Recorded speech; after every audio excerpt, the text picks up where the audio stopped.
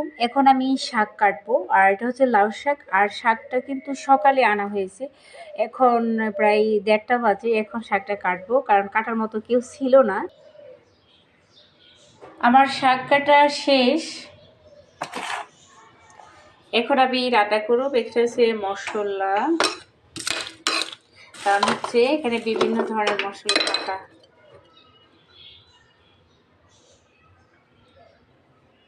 বেসন ভিজিয়ে রেখেছি, আর এটা হচ্ছে পেঁয়াজের জন্য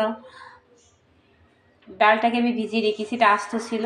আর এখানে আমি ছোলা সিদ্ধ করেছি।